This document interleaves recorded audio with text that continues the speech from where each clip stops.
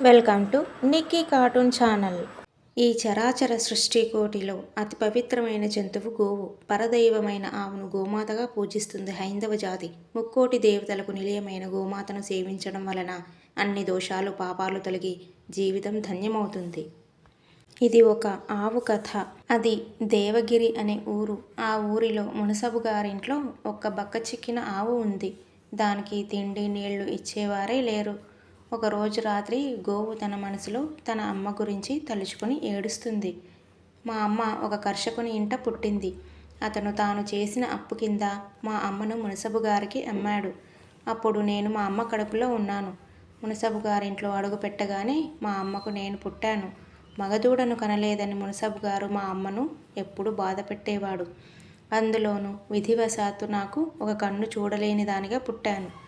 అలా అని తల్లిపాలు కూడా తాగనీయలేదు మునసబు గారు. తల్లి ప్రేమను కూడా పొందలేకపోయాను. నేను పెరిగే కొద్దీ నాకు వంకర కాళ్ళు కూడా వచ్చాయి. ఒకే కన్ను వంకర కాళ్ళతో ఉన్న నన్ను ఇంకా బాధ పెట్టేవారు. ఇంతలో మా అమ్మ ముసలిదైంది అని మునసబు గారు మా అమ్మను కటికవానికి అమ్మాడు. తెల్లవారితే కసాయివాడు మా అమ్మను తీసుకుపోతాడని ముందు రోజు మా అమ్మ నా దగ్గరకు వచ్చి ప్రేమగా ముద్దాడింది. గోవు యొక్క మాహాత్మ్యాన్ని తెలిపింది. తెల్లవారింది. కసాయివాడు వచ్చి అమ్మను బంధించి తోలుకుపోతుంటే అమ్మ నా వైపు జాలిగా చూసింది. అమ్మను తీసుకుపోతుంటే అంబా అని ఆర్తితో అరిచాను. అమ్మ కూడా నన్ను చూసి ఇంకా బాధపడింది. అమ్మ వెళ్ళిపోయింది. అలా అమ్మను తలుచుకుంటూ ఏకధాటిగా ఏడ్చి ఏడ్చి నాకు కళ్ళు మూతలు పడ్డాయి. కలలో కూడా అమ్మే కనిపించింది. ఆ వెంటనే మెలకువ వచ్చింది. ఏంటని చూస్తే మునసబు నన్ను కొట్టుతూ లేపుతున్నాడు. అంతకుముందే మునసబు గారు ఇంకో ఎద్దును తీసుకొని వచ్చాడు. ఆ ఎద్దును నన్ను కాడికి కట్టి నాగలి దున్నించాడు. బండి లాగించాడు. పొలం దున్నుతుంటే నా కాలికి దెబ్బ తగిలింది. చాలా బాధ కలిగింది. దాన్ని గమనించకుండా పాలేరు కూడా అట్లే దున్నించాడు. గాయం ఇంకా పెద్దదైంది. అయినా సరే ముళ్ళకర్రతో పొడుస్తూ నా చేత బలవంతంగా పనులు చేయించాడు.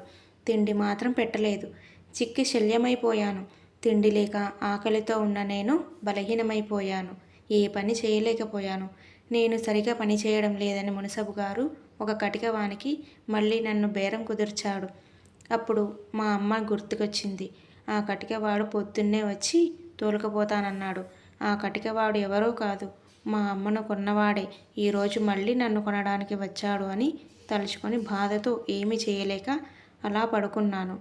కథ రెండవ భాగం ఇంకా ఉంది. Thank you for watching.